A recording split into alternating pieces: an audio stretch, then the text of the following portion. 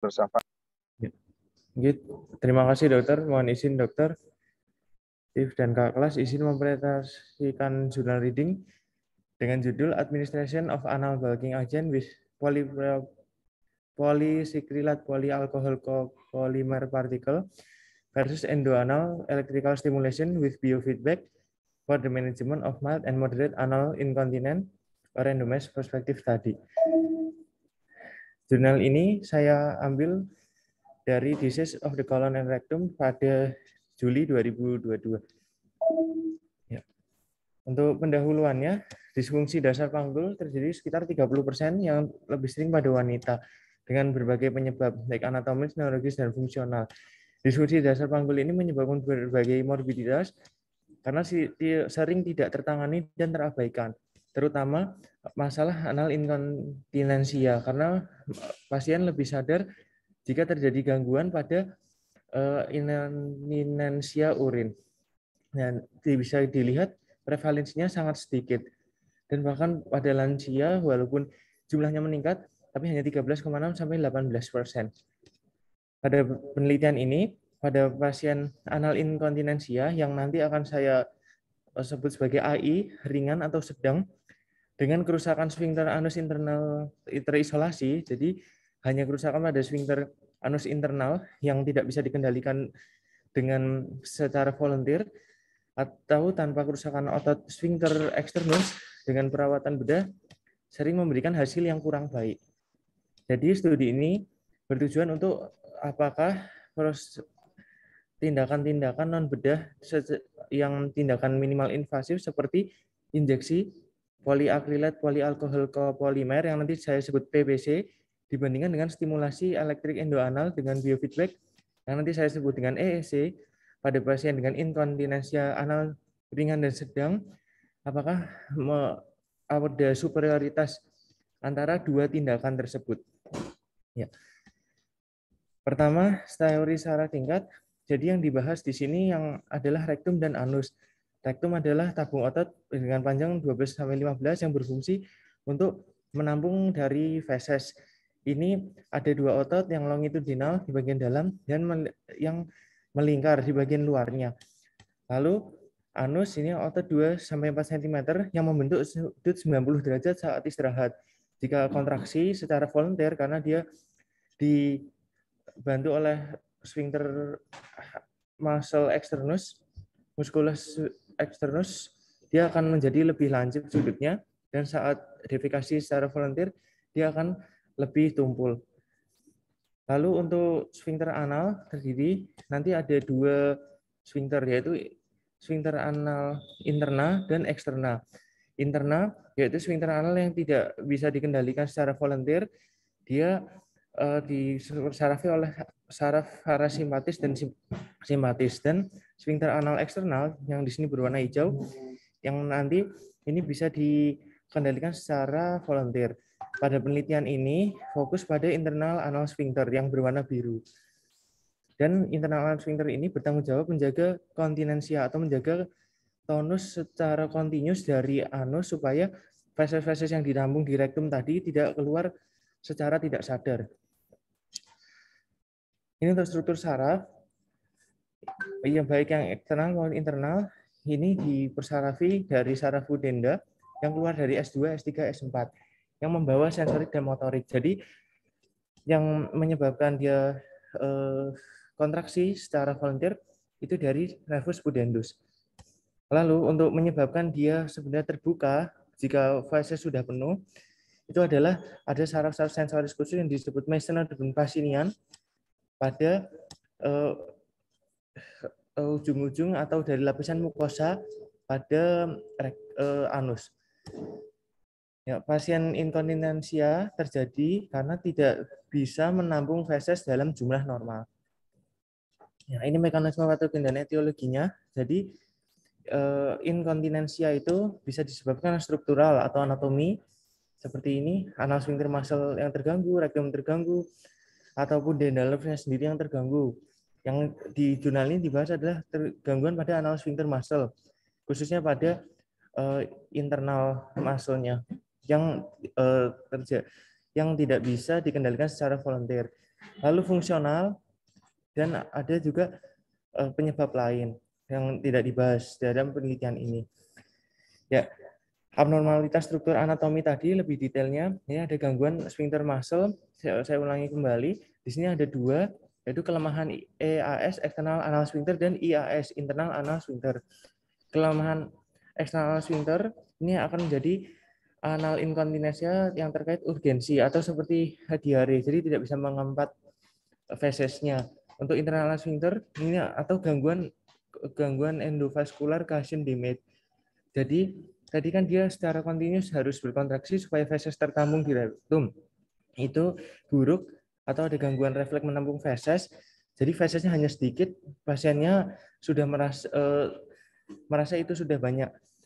Jadi fesesnya akan keluar. Ini akan menyebabkan inkontinensia pasif atau rembesan feses saat istirahat. Penyebab utamanya adalah gangguan trauma obstetrik, dan sebenarnya secara baseline wanita itu lebih rendah kekuatan dari sphincter anusnya dibandingkan pria, dan penurunannya akan cepat setelah menopause. Makanya tadi makin tua kejadiannya makin meningkat. Penyebab lainnya adalah adanya hemoroid, fistula, dan fisura. Dan ini nanti skor yang dipakai di sini yang utama adalah skor dari Cleveland Clinic Florida Fecal Incontinence Score, CCFIS. Di sini ada 4 kuesioner yang apakah sering kentut, fesesnya cair atau padat tapi sering keluar sendiri, atau PET itu maksudnya sampai mengotori pampers atau perlaknya. Di sini jika CCIS-nya 0 itu tidak ada kelainan. CCS 1 sampai 7 itu sedang, baik, mild, ringan, itu yang masuk dalam penelitian ini, dan CCS 8 sampai 14 atau kadang-kadang di beberapa literatur dibilangnya 13 itu untuk sedang, dan parah itu 15 sampai 20, 21 itu sama sekali tidak bisa mengempat dari fesesnya. Jadi inkontinensia komplit. Jadi pada penelitian ini hanya yang good atau ringan dan moderate sedang. Nah, metode penelitiannya single center prospective randomized trial dilakukan 2015 sampai 2018, follow up selama setahun di Sao Paulo. Variabelnya dikatakan signifikan jika P kurang dari 0,05. Ya, kriteria inklusinya usia di atas 18 tahun, gejala anal inkontinensia lebih dari 6 bulan, CCFIS maksimal 13, dan yang tadi ya untuk 1 sampai 7 dikatakan mild, 8 sampai 13 dikatakan moderate. Kerusakan otot sphincter ani yang internal dan terisolasi, atau tidak ada defek pada anatomi pada kompleks sphincter anorektal atau sphincter ani yang eksternal, karena sphincter ani internal dari jurnal-jurnal sebelumnya bisa ditangani dengan metode minimal invasif. Yang dieksklusi jelas yang gangguan di eksternalnya dari riwayat radioterapi panggul, sepsis peritoneum, prolaps rectum, kanker, radang usus, malformasi kongenital, imunsupresi, dan pasien yang sudah hamil. Dari penelitian ini terinklusi 50 pasien yang dirandomisasi, 23 pada kelompok PPC yang nanti disuntik dengan agen bulking, dan 27 yang dengan electrostimulation. Dari pasien ini yang sampai akhir mencapai penelitian ini hanya 16 pada PPC dan 15 pada EEC. Ya. Ini tahap dari penelitian. Pada baseline didapatkan ada 2 yang PPC 16, ES 15, ini bisa dilihat tidak ada yang signifikan baik yang di usia, walaupun yang ES lebih tua sedikit. Di BMI juga yang signifikan di sini adalah lifestyle pada FIKL scale. Jadi scoring lifestyle-nya ini sedikit lebih baik pada pasien-pasien di arm PPC. Di sini signifikan, dan juga di perilakunya pada scoring. Ya. Tapi tidak menyebabkan penelitian ini terganggu untuk mengambil kesimpulan. Pada tahap pretreatment ini tadi pasiennya dilihat baseline-nya yang sudah saya bahas sebelumnya, konsistensi feses yang dinilai dengan Bristol Stool Chart, CCIF-nya tadi klasifikasinya 1 sampai 7 ringan, 8 sampai 13 sedang. Frekuensi defekasinya didefinisikan lebih dari 2 kali per hari. kurang dari 2, lebih dari 2 kali per minggu, atau kurang dari 2 kali per minggu. Kualitas hidup yang nanti diambil juga untuk hasil penelitian ini selain dari CCIWFS, diambil juga dengan quality of life, FIKL, dan short term 36 yang akan dibahas lebih lanjut. Ini kan secara subjektif, secara objektifnya dilihat manometri anorektal dan USG endoanal. Apakah ada perkembangan dari otot sphincter internal dari analnya? Ya. Prosedurnya tadi PPC itu anal bulking agent seperti filler yang dimasukkan kepada otot dari anus, otot internal anus. Ini bisa dilihat normalnya seperti ini, sirkuler. Jika ada kelainan, jadi ada segmen yang sempit. Nah, pada segmen yang sempit ini dimasukkan PPC untuk menjadi seperti filler supaya ini bisa bulat sempurna seperti yang digambar ini. Lalu untuk EC ini hanya dimasukkan semacam alat yang memancarkan electric stimulation pada pasien left lateral decubitus, dimasukkan 2-3 cm dari tepi anal, stimulasi dari kontraksi anus. Ini dilakukan seminggu 2 kali, sebanyak 10 kali pertemuan dengan frekuensi 35 Hz selama 30 menit. Pada fase awal penelitian, ini nanti akan ada follow up di hari ke-7, 14, dan 28. Dan follow up lagi 3 bulan. Lalu fase pas penelitian dilakukan evaluasi pada bulan ke-16 dan 12. Jadi hanya 1 tahun. Dan nanti dilihat CCI FIS pada sebelum penelitian dan di akhir. Dan juga diambil short form 36 dan fungsional incontinentia quality lifestyle FIQR. Dan secara objektifnya dilihat USG endoanal. Ya, ini tadi untuk yang PPC, apakah di situ terjadi komplikasi? Ternyata ada beberapa komplikasi dari pasien-pasien yang diperlakukan, ada yang merasa demam, nyeri, dan tenesmus yang terjadi pada 7 hari pertama dengan pos pemberian PPC. Dan ini yang hasil utama comparison of CCFIS pada pasien yang di PPC bulging agent atau di endostimulation ternyata tidak ada perbedaan yang signifikan, walaupun pada bulan pertama ke-6 dan ke-12 ini lebih baik. Ini kan skornya makin tinggi, sebenarnya makin buruk. Ini lebih baik pada bulging agent, tetapi hasil tidak signifikan. Lalu untuk anolectal manometri secara objektifnya di sini terlihat bahwa arm PPC itu lebih baik hasilnya dibanding pada EES. Nah, untuk quality of life-nya ini tidak ada perbedaan signifikan, baik pada apakah setelah diobati dengan PPC atau EES akan mengganggu gaya hidup atau mengganggu perilaku pasiennya atau menjadi malu atau menjadi depresi karena dia inkontinensia anus, ternyata tidak ada yang signifikan. Maka baik dengan PPC atau EES sama-sama baik. Nah, diskusinya dengan penanganan anal inkontinensia secara minimal invasif itu lebih dipilih para pasien. Karena pasien dengan anal inkontinensia di Sao Paulo sendiri itu jarang yang mau dioperasi. Karena dia tidak tahu secara epidemiologi hanya sedikit pasien yang terkena anal inkontinensia dan sedikit juga yang datang ke klinik, dan pasien-pasien tersebut jarang yang ingin dioperasi.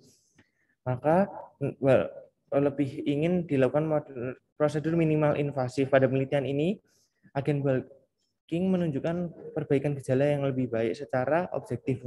Tidak ada perbedaan signifikan pada kualitatifnya. PPC yang diinjeksi tadi lebih unggul pada ES dalam memperbaiki anal inkontinensia. Meskipun seperti itu, pasien-pasien lebih milih untuk ES karena tidak disuntik. Karena yang PPC lebih menyeramkan, harus disuntik dan beberapa ada efek sampingnya. Untuk dari peneliti sendiri merekomendasikan ini bisa dikombinasikan. Jadi ES dulu, jika tidak membaik bisa di PPC. Ya, keterbatasannya ini periodenya hanya singkat, hanya setahun. Terus medio biofeedbacknya atipikal, maksudnya tidak seragam tapi kurang dikendalikan untuk dimasukkan biofeedback atau ES-nya. terus biasanya yang tidak cocok pada kualitas hidup. Makanya ini bisa diambil kesimpulan dari dua data objektif yang dilakukan dengan manometri. Untuk kesimpulannya, CCIF meningkat pada pasien PPC dibandingkan dengan EES. Evaluasi komparatif kepuasan pasien, kualitas hidup, dan data manometri menunjukkan bahwa keduanya memiliki kinerja yang sama. Ya, sekian. Terima kasih. Terima kasih Dr. Syafa atas presentasi yang baik. Jadi menarik ya, karena kasusnya sebetulnya kasusnya banyak. Cuman karena kendala terutama masalah usia ya, jadi tidak tergali dengan baik dan dianggap masalah biasa. Yang ada seperti paling tidak di sekitar kita ya, dianggap masalah biasa karena faktor usia dan sebagainya. Inkontinensia ini sudah tadi disebutkan, paling tidak harus ada dua penyebab. Yang pertama adalah anatomi, yang kedua adalah fungsional.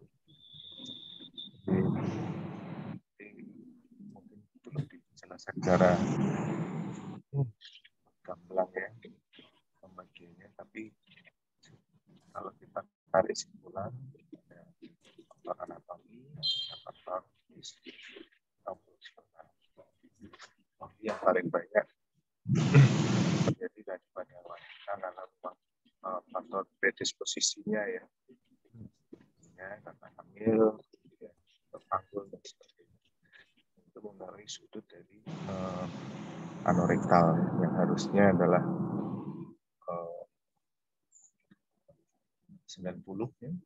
Ini terlalu tumpul ya, sehingga mudah untuk terjadinya inkontinensia.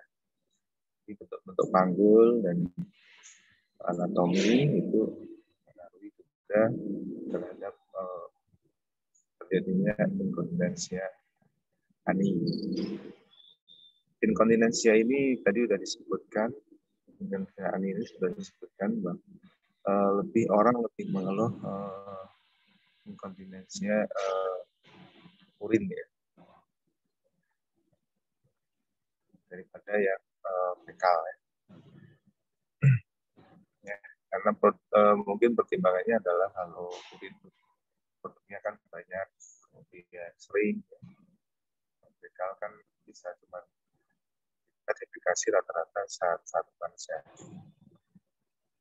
Sebelum dibahas lebih lanjut, silakan dari teman-teman sejawat ada yang mau menyampaikan pertanyaan atau pendapatnya, silakan. Ini belum dibahas masalah kualitas ininya ya, studinya ya, pikonya belum dibahas ya, Dr. Syafa ya. Iya, belum dok. Udah dibuat belum pikonya? Iya, pikonya belum dok. Ya, silakan untuk ada yang komentar, pertanyaan dan sebagainya.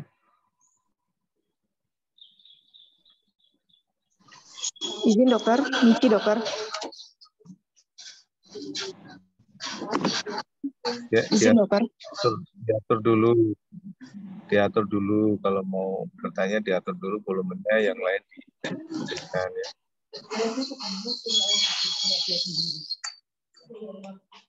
Izin dokter, Michi dokter.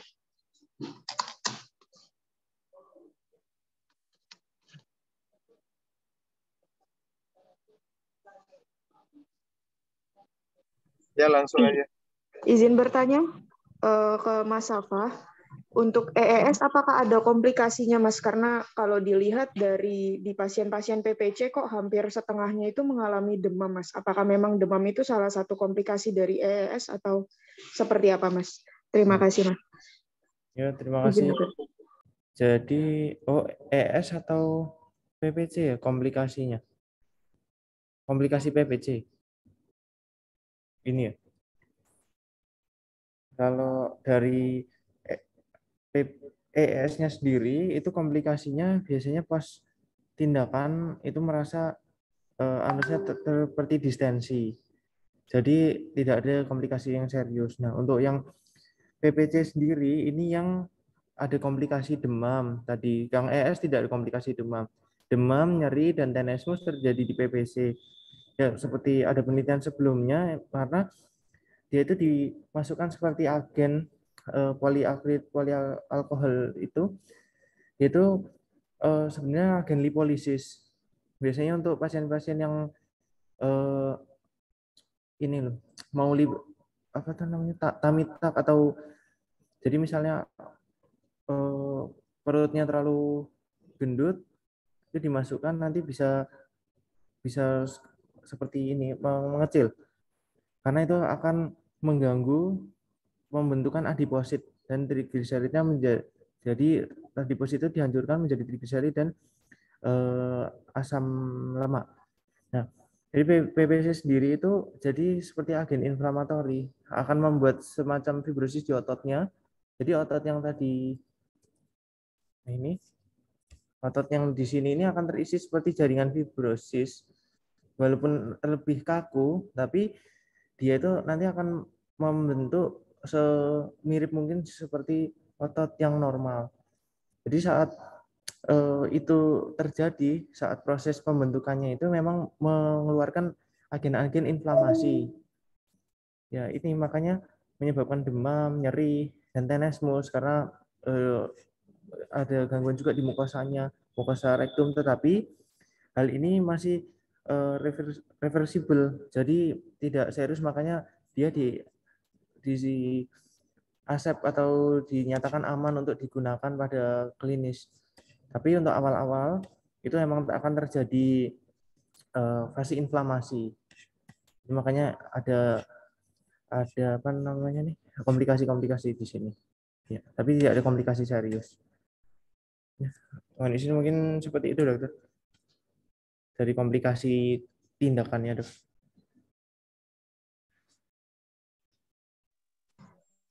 Ya, maaf tadi hilang sinyalnya.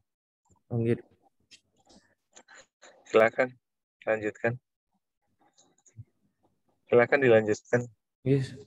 Kalau sama dok tadi yang pertanyaan dari Michi, dok. Ya, lanjut silakan.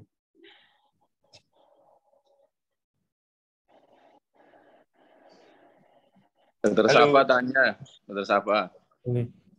Ya, dokter. Itu yang resiko terjadi kan ini memasukkan ya untuk menjadikan dia fibrosis dan inflamasi. Itu terjadinya abses dilaporkan nggak? Abses atau infeksi di situ, dan kemudian jangka panjangnya kemungkinan suatu stenosis. Karena ini tentu saja resikonya adalah infeksi sama stenosis, karena terus dosis yang diberikan untuk dia tahu bisa tidak terjadi stenosis dan sebagainya disampaikan enggak? Sudah ada penelitiannya enggak? Karena ini menurut saya sangat penting. Makasih. Ya. Baik, terima kasih dokter. Dari penelitian ini sudah distandarisasi tadi di slide sebelumnya. Ya. Ini rata-rata PPC cairan yang digunakan itu 5,9 cc pada pasien dengan variasi 4-8 tergantung tadi otot yang bermasalah, dan komplikasi diamati selama 7 hari. Pada penelitian ini tidak ditemukan adanya abses dan stenosis, tapi mungkin bisa sebagai keterbatasan karena penelitian ini hanya dalam 1 tahun. Untuk penelitian terbaru yang menggunakan PPC ini bisa terjadi microbial infection sampai dengan abses, bahkan nekrosis pada saat injeksi. Tetapi dari penelitian itu disebutkan, penelitian sebelumnya yang disitasi itu lebih karena proses penyuntikannya, dok. Karena untuk penelitian PPC ini, pada penelitian ini pasiennya di lavement dahulu, lalu dinyatakan steril, baru diinjeksi, dok. Tadi pada posisinya yang seperti gambar di gambar ini, dok. Lalu untuk stenosis di sini tidak disebutkan, tapi kadang-kadang terjadi deformitas. Jadi pada segmen yang diinjeksi itu akan lebih keras, dok, tapi tidak sampai bisa menyebabkan stenosis. Karena harapannya di sini dibuat stenosis tapi yang terkendali seperti itu, supaya tetap bisa menutup sphincter yang awalnya sedikit terbuka.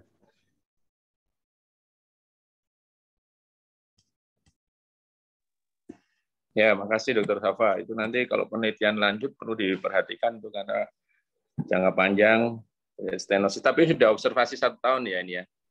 Iya dok, Oke, sudah 1 tahun. terima kasih. Terima kasih dok. Ini tiap orang kan beda ya, diameter anal kanal, kemudian elastisitasnya kan beda. Jadi memang repot ya menentukan ini nanti eh, yang diinjeksikan itu akan membuat lumen menjadi sempit apa tidak. Ya, itu kan kendalinya di mana ya? Mengendalikannya bagaimana? Nah, itu kan yang repot. Kadang-kadang kita menyuntik pengennya apa itu istilahnya istilahnya diameter katakanlah yang ke arah lumen lebih sedikit daripada yang ke arah longitudinal aksis dari kanal-kanal. Tapi ada kalanya juga tidak berhasil, mesti seperti itu. Sama seperti kalau kita menyuntikkan skin test, katakanlah seperti itu. Ada yang bendol, ada yang serata atau flat, ya kan?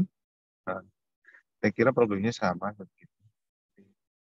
Jadi istilahnya challenge ya untuk apa yang diinjeksikan itu akan mengarah kemana, spreadingnya kemana itu tidak bisa dikendalikan secara jelas. Ini hanya trial and error. Ya, jadi kemungkinan juga kalau sampelnya 15 atau 16 tadi ya kurang ya. Kita hargailah idenya, cuman sulit untuk kita menjadikan apa ya istilahnya. Kalau mau kita tiru ya sampelnya harus banyak. Ya.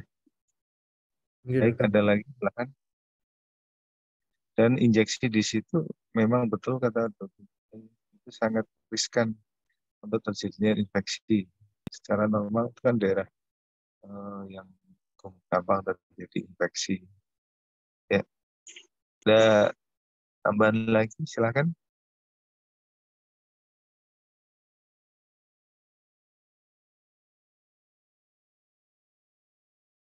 Jadi menarik sekali dengan biofeedback ya. Jadi probe-nya ditaruh mana? Saya bisa lihat gambarnya. Oh, Untuk berapa menit? 30 menit dok. 2 sampai 3 cm dari anal kanal. Yang probe-nya yang di sini dok. Lalu Yang 2-3 satunya? cm 30 menit. Cuma satu ini dok. Oh, bukan Kalau taruh di gluteus atau apa gitu ya? Oh enggak dok. Kalau yang di Sarjito kemarin kan pet seperti Pampers itu dok. Kalau di sana udah mengembangkannya bisa dimasukkan ke dalam anal kanalnya dok. Kalau yang di Sarjito bentuknya kan Yang kayak satu dua Pampers. dua Iya. elektrode itu Du- ya. Iya dok, 2 elektrode. Satu di simfisis pubis ditaruhnya, yang satu di bawah sini dok. Jadi kan lebih tersebar. Kalau ini fokus untuk anal kanal. Ya, ya. Biasanya orang-orang dengan inkontinensia urin itu high risk untuk inkontinensia yang fekal. Itu high risk. Walaupun kejadiannya lebih dahulu dan lebih banyak di inkontinensia urin, mengandung jumlah ya, yang apa ya, itu materialnya lebih cair, jumlahnya tadi lebih banyak. Ada pertanyaan lagi? Ini bagus. Cuman elektrodenya udah ada nggak di kita atau Ya, iya, kalau beli coba cari beli di mana ada nggak? iya, iya dok. Ini di Sao Paulo ada kok dok. Harusnya bisa juga di Indonesia dok. Lihat ini ya, lihat di Alibaba itu ada biasa. Iya Siapa dok. yang tertarik untuk meneliti? Saya harapkan ada satu lagi residen yang menulis, bukan menulis, presentasi jurnal tentang ini kan inkontinensia, yang satunya kebalikannya ya, Yang ya oh ya. konstipasi gitu ya, atau obstipasi mungkin sudah pernah ada, cuman tidak ada kelirunya, kita refreshing lagi. Jadi ini semua adalah hal-hal yang kalau saya pribadi bilangnya sulit ya, ilmu sulit. Ya. Jadi mulai ketemu pasiennya, kemudian diagnosisnya, pengelolaannya penuh dengan tricky ya. Tidak ada lagi yang mau ditanyakan, trainee, residen, senior, silakan.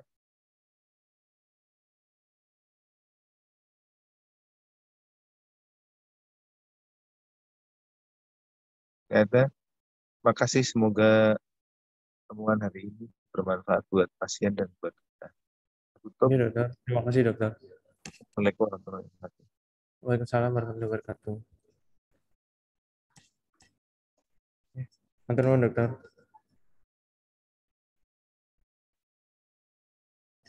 Mas Nora atau